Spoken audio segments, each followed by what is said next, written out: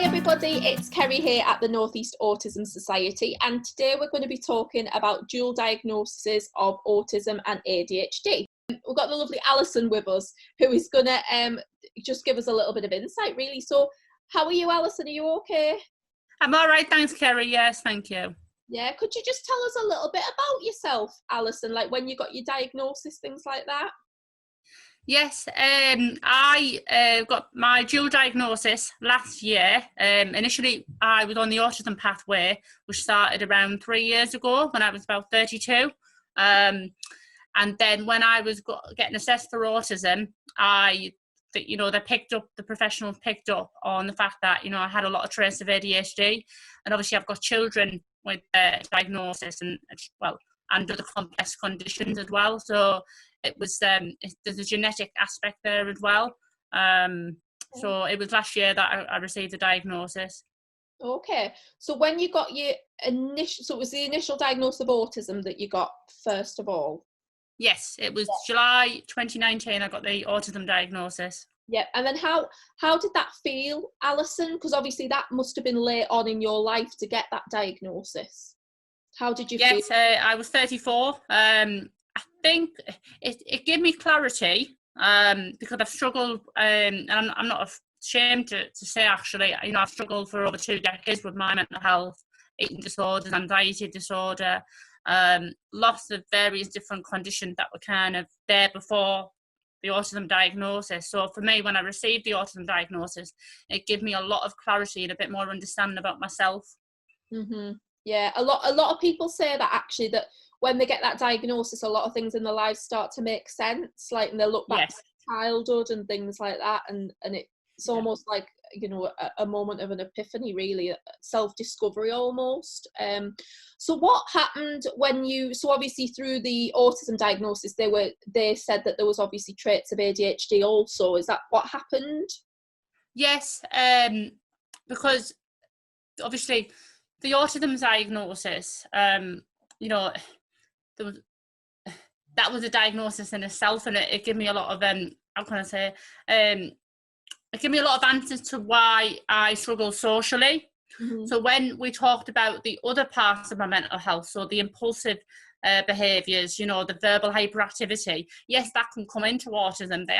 But then they said, well, actually, we're now lingering that, you are possibly ADHD as well. So they did the assessment, and to be fair, the ADHD assessment happened very, very quickly compared to the autism one. I think because they'd got a lot of information about me over the full time of all of the assessments, they were like, no, we definitely think that, you should be on the pathway as well for ADHD. Mm-hmm, mm-hmm. So was any of the diagnoses, the autism and the ADHD, was either of them a shock to you, Alison, or did you suspect that is what you would be diagnosed with? I think by the end I kind of knew, if I'm being honest, and especially because I've got 2 girls and they're both diagnosed. So for me, that identification was already there. Mm-hmm. But in terms of ADHD, I'll be honest, I learned a lot more about how females present with ADHD. Right. So that was a brand new learning curve for me with the ADHD part. Not so much the autism, because obviously I live with it every single day. Mm-hmm. And I've got children that are getting assessed for ADHD as well. Mm-hmm. But of how, every individual with ADHD is completely different, might have similarities, but completely different, just like autism. So again, it's just a learning curve. Definitely. Because obviously there's a lot of misconceptions exist around both autism and ADHD, I talk a lot about autism and misconceptions, but around ADHD, Alison, I suppose there's that misconceptions, first of all, that it's boys. It's often the boys that are being and they're always moving around, but there is much more to ADHD than that, isn't there? Like masses more. So what kind of things have you learned about ADHD, particularly in females? I mean, again, you've just hit the nail on the head about boys there, about them moving around a lot. And people presume that hyperactivity, to have ADHD, you have to be hyperactive and you have to be constantly moving. And it is a complete misconception, because you can have a person very similar to me. I'm very fidgety. So there's my hyperactivity straight away. So it's always that presumption that you have to be constantly on your feet moving, but I'm always very tactile. I'm always, you know, I can't literally keep still, but I can be sat down, but I just can't keep still. Verbally hyperactive, that for me, because before I got the intervention that I needed for the ADHD, I'm going to be honest, Kerrie, my head felt like it used to go about 1,000,000 miles an hour, and that's no word of a lie. I was always, and it's very common as well with boys and girls with ADHD, it always feels like you are trying to go one step ahead constantly. So that's why you never stay on task. So that is like almost like an internal hyperactivity that was constantly you just constantly just go all the time. So and that must be exhausting, Alison. I imagine that's absolutely exhausting to continue in that mindset constantly. Absolutely. And if I'm being honest, got the combination of both conditions, by about 4 p.m. when the kids finish school, I was mentally exhausted, because I'm quite rigid and quite inflexible in the fact that I follow quite a strict routine anyway, and that's just how I like it. So with the ADHD on top, I was just constantly, I need to finish it all the time. So by the time the kids finish school, I was just mentally exhausted. Right. It must be absolutely shattering. So you were saying your children are going through that diagnosis at the moment as well now? Yes, my eldest, she's 8, and she's been under CAMS for the ADHD assessment now for over 2 years. But because, ironically, her ADHD is very similar to how mine is, I mean, I'm fortunate that school is on side, and, you know, the verbal hyperactivity, for example, the fidgeting, the hyperactivity and how she displays, the even impulse, you know, people think impulsive behaviours are dangerous behaviours, those kind of things that would come up on a checklist, but actually impulsive behaviours can also be a verbal impulse, you know, saying things that you don't, one, you might not mean, two, you know, completely just way off the scale of what you mean. And that's also a form of impulsive behaviour. So she's quite similar to me in that way. So she's been going through the system for about 2 years. Thankfully, I mean, before COVID-19, she was about to go to formulation. But thankfully, all the evidence had been gathered, and then we're going to have the meeting after COVID-19, because I don't want her having to go through the years of uncertainty and turmoil, to be honest, without a diagnosis. So do you take medication now then, Alison? Yes. ADHD? And has that helped? I'm going to be absolutely honest, it's completely changed my life. I wish somebody had given me it 20 years ago. It would have made things a lot better. And what I mean by that is just, you know, my mind wouldn't have been so manic constantly. I may not have been so impulsive in the past. I might not have been as so, how can I put it? I mean, I think like short-term memory, being able to manage all that executive functioning, you know, the managing tasks, being able to finish something and then move on to the next thing, because I was always constantly just trying to move on. So that's why I've kind of gone self-employed, because it works for me now, in terms of having the treatment for the condition, and I can concentrate. Because obviously that's a massive thing with ADHD as well, concentration, attention. And I always felt, because obviously you're always kind of looking about, and obviously that sensory aspect as well, you know, you can't pay attention to what you're doing. So for me, having the medication and the intervention has just been a complete game changer. But not just that, but in terms of relationships and family life as well, because obviously you're not overthinking all the time. You've got that time to be able to just tune in, whereas previously I don't think I was able to actually tune in. Yeah, of course. So as an undiagnosed girl in school then, Alison, what was life like for you in school? Would that be for the autism or the ADHD, or both? well for both. Yeah. I'm just. I think if I look back at the autism, I mean, 20 years ago, it was actually, over 20 years ago now, I was under the CAM system, and I was diagnosed with anorexia, and I was 14, and I struggled. Obviously, once I hit puberty, that was it. That my difficulties massively were kind of open, but nobody thought that it would have been ASD underlying. Yeah. Obviously, I like rules. That was part of a routine, the eating patterns. So for me, from about 12, 13 onwards, my mental health was very poor. I just, like I said, I just wish I knew what I know now then, and I could have had that intervention. School, for me, I think the autism affected my friendships and relationships massively. I didn't understand friendships, and if I'm being honest, there's still a learning curve for me around friendships, because I'm still trying to understand people. Complex relationships are really complex, aren't they? Not simple things to understand. People are complex. Yeah. Yes, they are. And because for me, they often say that autism, you don't, that empathy and that, like, how can I put it?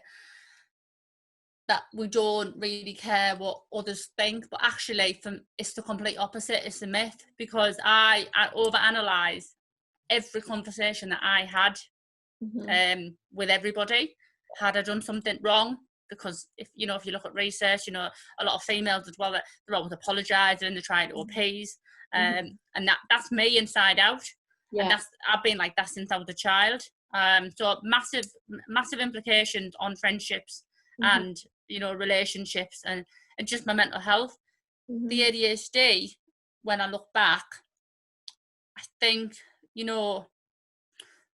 probably my listening, attention, concentration, but because it was so subtle and there was all the mental health stuff going on anyway, they probably wouldn't have picked it up.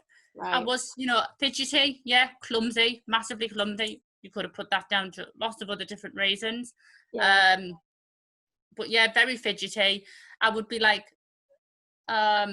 just completely zone out. And even as an adult, I've done that many times. So it's completely zone out.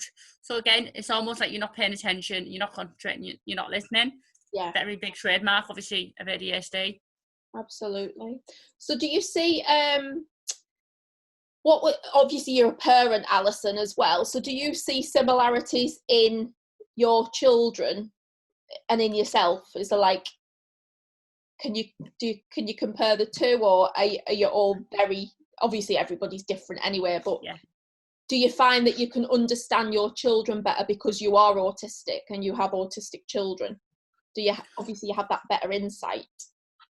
Definitely. I mean, my two children are both completely different to how their autism affects them. I've got one who's pre-verbal, highly sensory. She's in specialist education, whereas my eldest is, and I hate using functioning terms, I can't stand it, but she would be deemed as, more high functioning.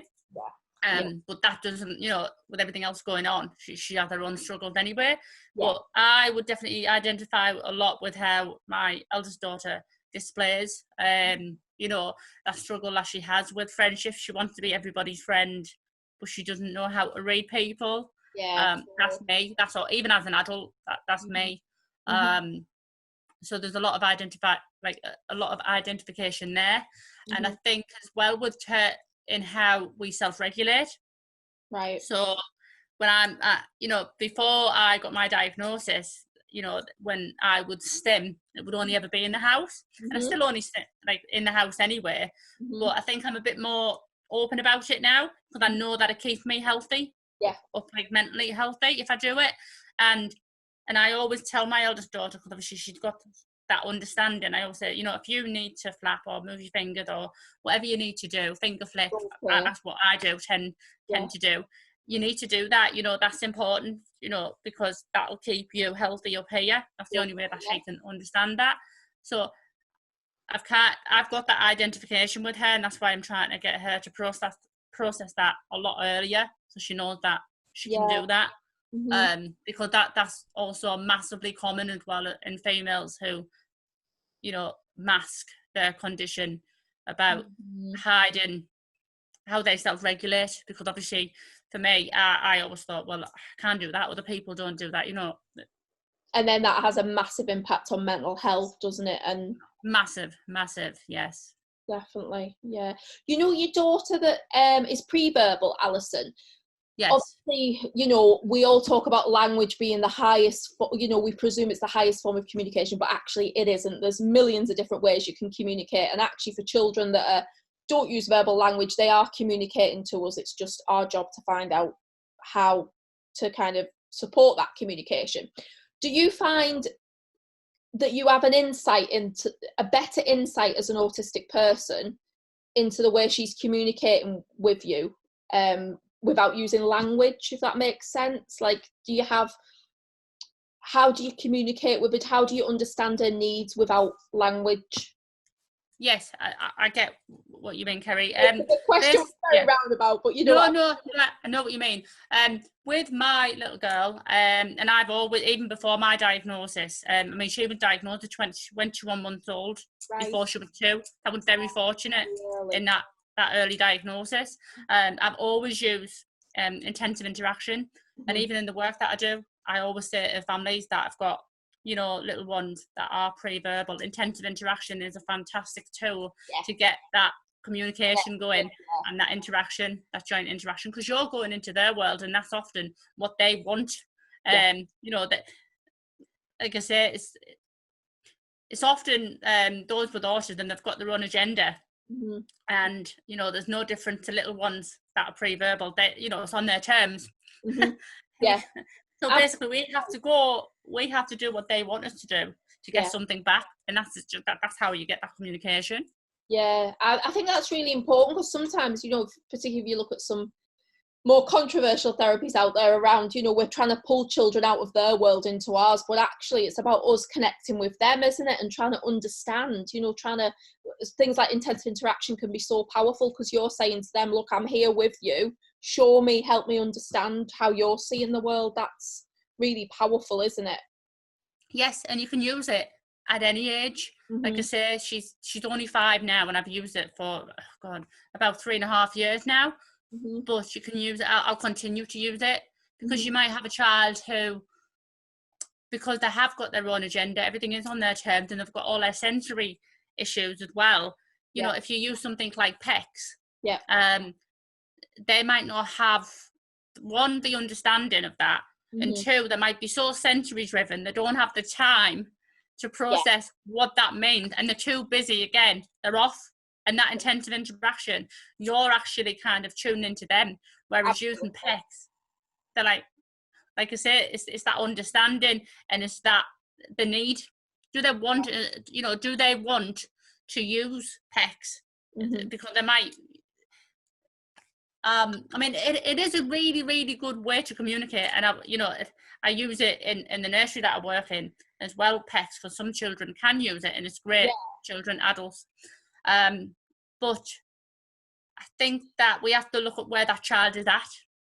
I was talking to a parent about this the other day, actually, and she was saying she spends so much time just observing her child, and I think that's so important. And I get that families, bless them, don't have the time to sit, and, you know, everything's so busy in life, but I think just getting down alongside them and trying to understand what are they doing, you know, when they're, you know, I don't know, engaging in that repetitive behaviour or hand flapping or whatever it might be. It's trying to understand, isn't it? Why are they doing it, and trying to see things through their perspective. I think that's really key, isn't it? It is. It's because they, you know, they might be pre-verbal, but they know when you're interested, and they know when you want to tune into them, and that's when you'll see that interaction. And I think that's really important, because I think for any child or adult with autism, they have to know that you're interested in them, and you want to do, you know, you want to do what they're doing, and you want to be part of you know, their play or the activity that they're doing. And it could be that you've got a child who's just manically running up and down because they want that vestibular, you know, feedback. You join in, exactly, and that's they know that they they know that you're interested in them, You're you know, alongside and you don't need to be verbal. And I think the other thing with communication, what I always tell families as well, if they're getting reports written about their child where it says your child doesn't or can't communicate, that's absolute rubbish, because everybody can communicate. It's just that the child might be communicating in a different way, isn't it? You know, they don't have to have words necessary to be able to communicate effectively. So, yeah. Absolutely. Definitely agree there. Alison, if you had one message to society about being I know this is really putting you on the spot, but being an autistic adult with a dual diagnosis, what would your message be to society? What would you tell the world to help them understand? I think because I've been asked this a few times, and I think, you know, a few people, for example, have said, "Why did you want a diagnosis?" And simply because I needed a life. If I'm being truly honest, I needed a life, because I don't think, because I didn't know the real me and why I did certain things, why I was impulsive, why I struggled in social situations, why I was hyperactive, why I couldn't have a proper conversation without kind of needing to move. You know, there were so many questions that needed answering. That's why I needed a diagnosis, and I'm not ashamed, or, you know, I'm quite happy. I'm very happy that I went forward, because my life is completely changed for the better. I have a better understanding of myself. My mental health is a lot better. I have a better understanding of my children. You know, we just said about that. You know, and I think just having that awareness out there, and I do that every day anyway, you know, because the amount of adults that are misdiagnosed, and if I go back to, you know, the eating disorders with me and the anxiety disorder, the amount of adults that are misdiagnosed that don't actually follow through or get the right intervention, they never know who they truly are, and they never get the right answers. And